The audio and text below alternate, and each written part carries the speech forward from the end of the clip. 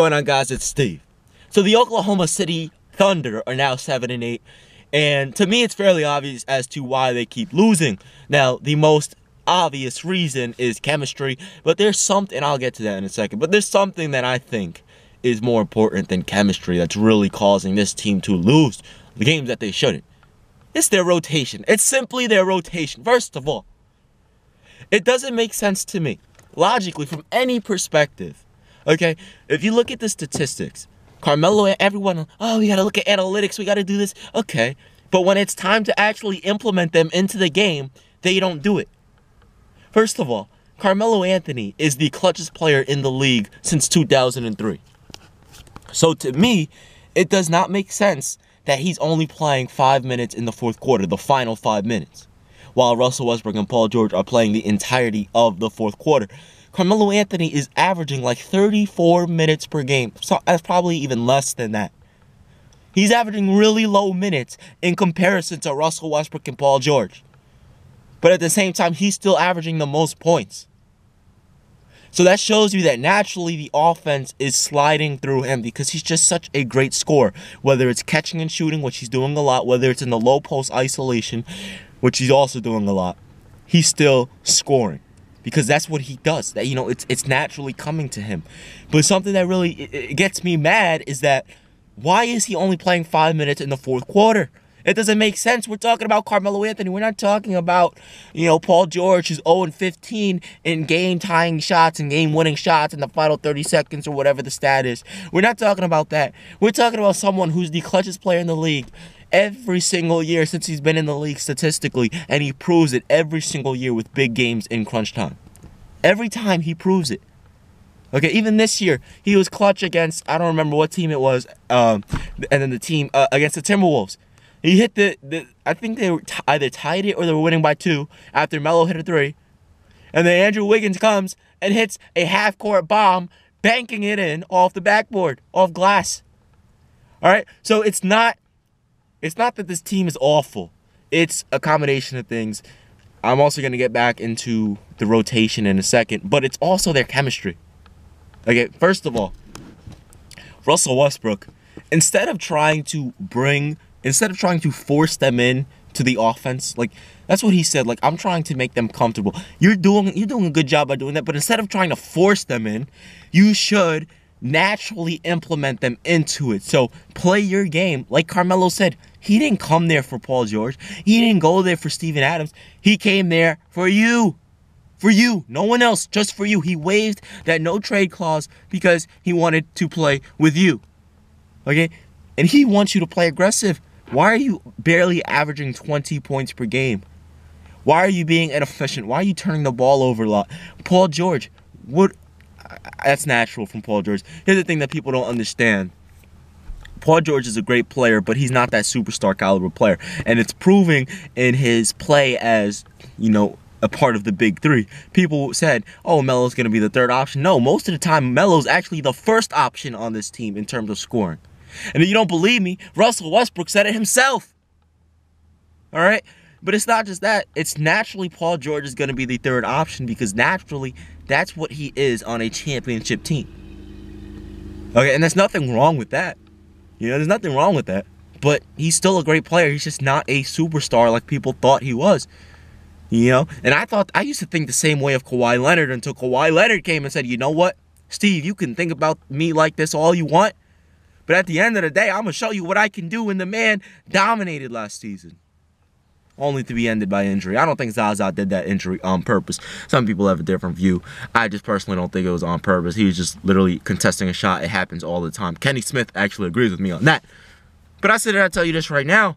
The Oklahoma City Thunder, if Russell Westbrook can start playing more aggressive, they'll be fine. Chemistry, it's going to take them, I'd say, midway through the season, around January. I'd say right around February, right after the All-Star break, they'll start to pick it up, and they're like, okay, we got the ball rolling on this. The ball is rolling, but the ball is real tiny, right? And then once mid-season comes, January, actually right around Christmas, January, the ball's going to get bigger and bigger and bigger. And then, right after February break, the ball is going to be huge, and they're going to be dominating. But back to the rotations. It's really the rotation, and specifically the rotation surrounding Carmelo Anthony. The statistics are proving, even if you play him less minutes, he's still, for the most part, either the number 1 or the number 2 option, depending on how well Russell Westbrook is playing. That's Carmelo Anthony. That's just him naturally. He's that great at scoring. That's what he does. You know? And people say we come off the bench. There's a lot of... some of these basketball analysts know nothing about basketball. Never even played it in their entire life. Okay, but anyway. Carmelo Anthony and Russell Westbrook, right? The rotation doesn't make sense because if Melo's statistically the clutchest player in the league, you're limiting his minutes. He's getting the least amount of minutes out of the big three by a margin. It's not like by 1 or 2 minutes. It's by like 4, 5, 6 minutes, right? But he's still averaging the most points. He's still the reason why you guys are in the game. If you look at it and you watch it, there's probably only been 1 or 2 games where they had Melo on the bench in the fourth quarter and the team was actually starting to pick it up. That's when the Thunder, when he got ejected and the Thunder started to come back. And that's also when he was on the bench and the Thunder also started to come back. But if you look at it, when Melo's on the floor for the majority of the fourth quarter, the team either stays in the game or they take over the game. So that's what the Oklahoma City Thunder need to do. It's most importantly, Paul George is doing his thing. He's playing his role. I feel like he needs to get more comfortable. I feel like Carmelo Anthony and Paul George, they need to get more comfortable together. And what I mean by that is whenever whenever Paul George has it or whenever Carmelo Anthony has it, either one of the two have the ball, the other one is just standing there. Okay, and I see this all the time. If it's Paul George that has the ball, let's say Melo gets trapped, he passes it to Paul George. Melo's going to stand there like LeBron did on Shaq in a 4 the other day.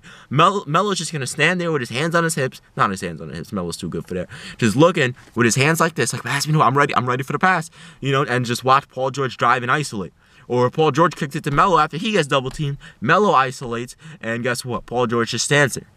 And the same thing, Russell Westbrook actually crashes the boards. But there's just no movement sometimes when these two are on the floor. And it's just from the fact that they play the same position. They're not similar at all in terms of players. I don't think so at all. But it's just the fact that they have to get used to playing with each other. And they will. It's not a big deal. They're going to get used to playing with each other. They're going to be fine. They're going to dominate. They're going to do their thing. It's just going to take time. And something that can shorten the amount of time it takes and to help this team win more games is you have to stop bringing Melo in the fourth quarter at the 5-minute mark. You're resting him 7 minutes in the fourth quarter. That does not make sense. We're talking about the clutchest player in the league. That's like me having Michael Jordan. I'm not saying Carmelo Anthony's as good as Michael Jordan, but in terms of the clutch factor, it's like me having Michael Jordan, Allen Iverson, LeBron James, Kobe Bryant, Dirk Nowitzki, Tim Duncan, right? Dwayne Wade, all in their prime in the fourth quarter. And I'm like, look, we're going to have to bench you until the 5-minute mark. That, logically, like, wait a minute. These are some of the clutchest players ever. That doesn't make sense. And it's the same situation with Melo. It does not make sense. It doesn't make sense that you're resting him this long. We're talking about Carmelo Anthony. Okay, the clutchest player in the league since 2003. Why is he only playing 5 minutes in the fourth quarter? That's why the team is losing. That's the main reason why. The second reason why is just pure chemistry. You know, they just don't have the chemistry, and that's fine. That's going to happen. Chemistry issues are going to be prevalent. They're going to be all right. Look at Cleveland. Do you really think Boston's a major threat to the Cavaliers right now? No. Okay, it's just chemistry. It's simply just chemistry. Now, one more thing. Rotations. Now, if you don't know what a rotation is, I'm sure most of you do, but there's some younger kids that watch my video. I just want to say, rotations it's like a system of when you put someone in, how you put them in, and how you run the offense, who's running the unit, and things like that. So what I've noticed is that Melo and Russ don't play together enough. And I understand why this happens because Paul George and Russ are more suited to play together because of the running and gunning, and when Melo's on the floor by himself, they can have him isolate in the low post and just really carry that second unit. I understand that. But if you're going to implement that, at least implement Melo with Carmelo Anthony with more minutes so you get the bench having more play and Russell Westbrook and Paul George having a better rest. But it's not just a longer rest. But it's not just that. It's the simple fact that Russell Westbrook and Russell Westbrook and Carmelo Anthony, in my opinion, would be a better duo than Russell Westbrook and Paul George, in the sense of Carmelo Anthony's a better catch and shooter. He's a better catch and shooter. He's more versatile on offense. He's the most versatile player in the league in terms of scoring, right? So you have Russell Westbrook running the offense, driving and kicking out to Melo. That's cash every time. Every time it's going to be cash. You have Carmelo Anthony isolate in the low post. He gets double teamed. He gets it to Russell Westbrook. Russell Westbrook catches it. The defense now, instead of collapsing on Melo because he's already double teamed, so they already collapsed. Instead of doing that, now the defense is going to say, oh, crap, we have to go back on Russ. Russ pump fakes, and he drives to the basket. Simple. It's really that simple.